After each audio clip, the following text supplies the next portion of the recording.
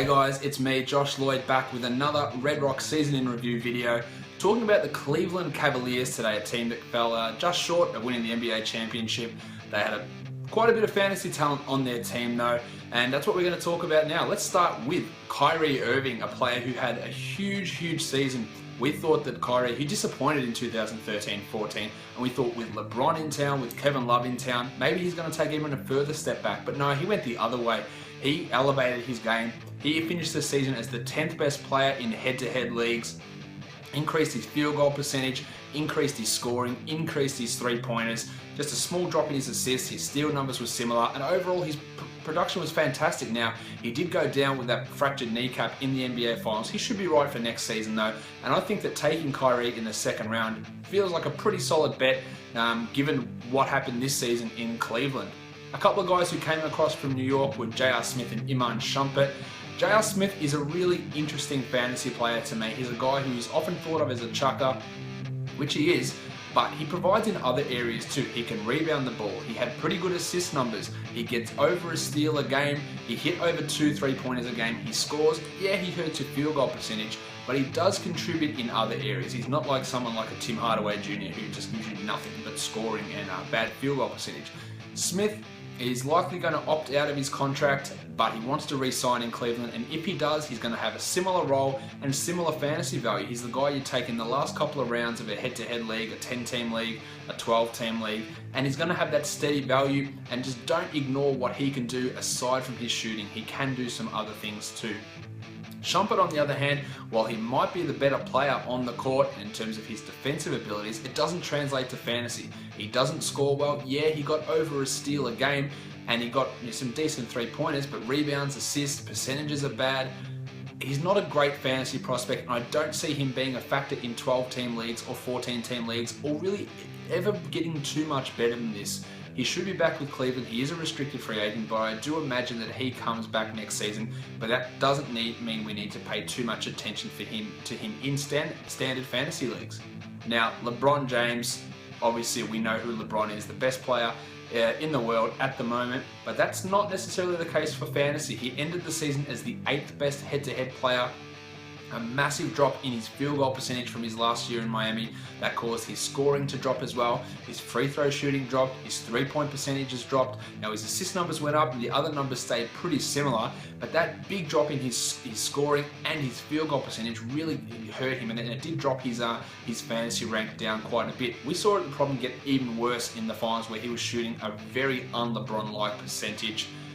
He's probably not going to be finals LeBron in terms of his shooting next season, but I don't think he becomes Miami LeBron back again, shooting that 56% from the field. It is very hard to pass up LeBron in the first couple of picks in the draft, but I would take a number of guys ahead of him. Harden, Curry, Davis, and then there's Cousins, there's KD, there's Chris Paul, there's Westbrook. The only one of those guys I'd potentially think about taking LeBron over is Westbrook at this early stage. But if you're picking at 4, it's going to be really hard to go past LeBron. He's still going to be putting up these numbers for the next few seasons, so he's still going to have a ton of dynasty value, but he doesn't have as much dynasty value as Cousins, as Davis, as Curry, who are going to give you that level for the next 7 to 8 years, where LeBron might do it for 3 or 4 seasons. Overall though, we know what LeBron is. We just hope that maybe he can retain or regain some of that field goal percentage that he's lost in the transition over to Cleveland. Kevin Love though, disappointing season from him, hugely disappointing. He went from a top 10 fantasy player to the 50th ranked player, lost almost 10 points a game on his scoring. His percentages dropped, his three-pointers dropped, his assists were cut in half, his rebounds dropped, everything dropped. He didn't play as much in Cleveland. He was forced to sit on the bench for a lot of the game due to his defensive ineptitude. Does he re-sign in Cleveland? If he doesn't, I think he goes back to being a top 10 player. Any other team he goes to, he's pretty much a top 10 fantasy guy.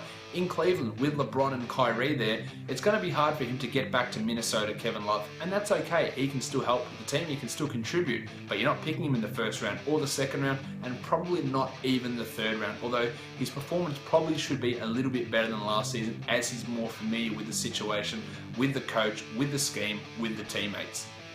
Tristan Thompson is a guy that we think will be back. He put up some pretty decent numbers, but he's not relevant for standard leagues. And Timofey Mozgov, to be honest, I don't think he's necessarily really relevant for standard leagues either, because because of the presence of Thompson, because of the presence of Kevin Love, because of the return of Anderson Varejao. Now, he ranked just outside the top 100 in head-to-head value, Mozgov did, for the season, playing some of it in Denver, but playing some of it in Cleveland, but ended up averaging less minutes a game than Tristan Thompson did off the bench. And the frustration with him is what Blatt would do and play big minutes to Thompson one night, big minutes to Mozgov the next night, and you can never really get it settled as to who was going to get the big role, and that means it's really hard to own them on a consistent basis, both guys in your 10 and 12 team leagues.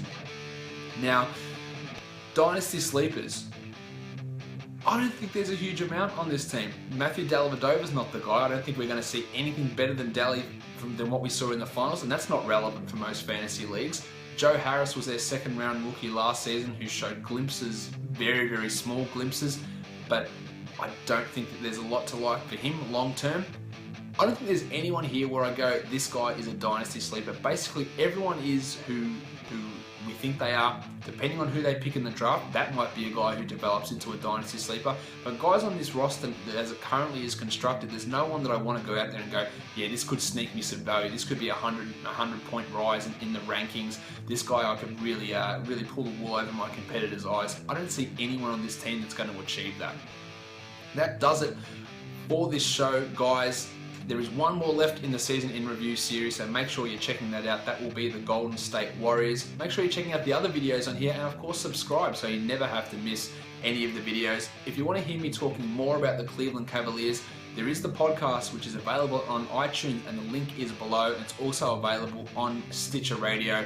Follow me on the Facebook, Instagram, Twitter. All the links you'll see below or coming up on the next page. Thank you so much for watching, guys. See ya.